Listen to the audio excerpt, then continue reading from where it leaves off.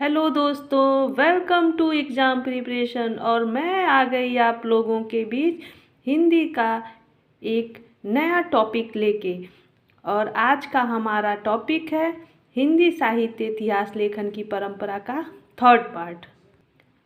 दोस्तों, आप लोग मेरा पिछला 2 वीडियो देखे होंगे जिसमें हिंदी साहित्य इतिहास लेखन की परंपरा का फर्स्ट और सेकेंड पार्ट था।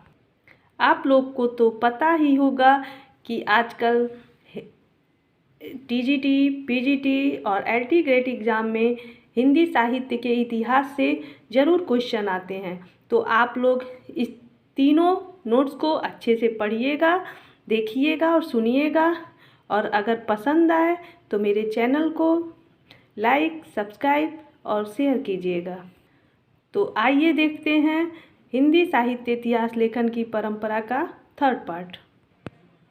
एडविन ग्रिप्स महोदय ने सन 1917 ईस्वी में अंग्रेजी भाषा में ए स्केच ऑफ हिंदी लिटरेचर नाम से हिंदी साहित्य का एक संक्षिप्त इतिहास ग्रंथ लिखा।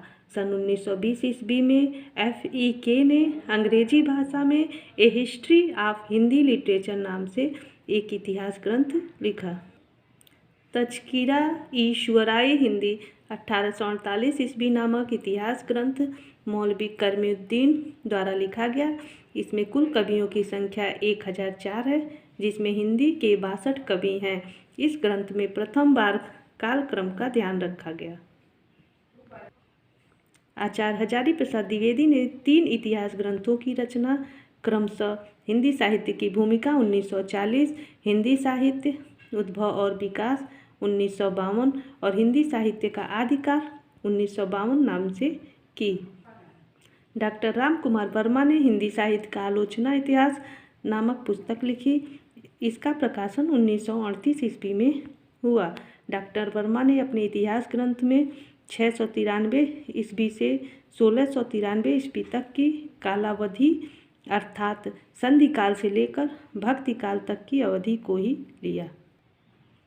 डॉक्टर वर्मा ने संपूर्ण ग्रंथ को 7 प्रकरण में विभक्त किया।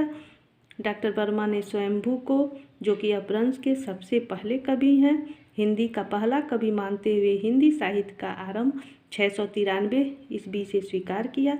नागरी प्रचारणी सभा से हिंदी साहित्य का बृहत इतिहास का प्रकाशन 16 खंडों में हो चुका है। आज के लिए इतना ही। कल फिर हम एक हिंदी साहित्य इतिहास से संबंधित एक नया वीडियो लेकर आएंगे। अगर मेरा वीडियो आप लोग को पसंद आया हो तो इसे लाइक, सब्सक्राइब और शेयर कीजिए और अंत तक देखिए। Thank you.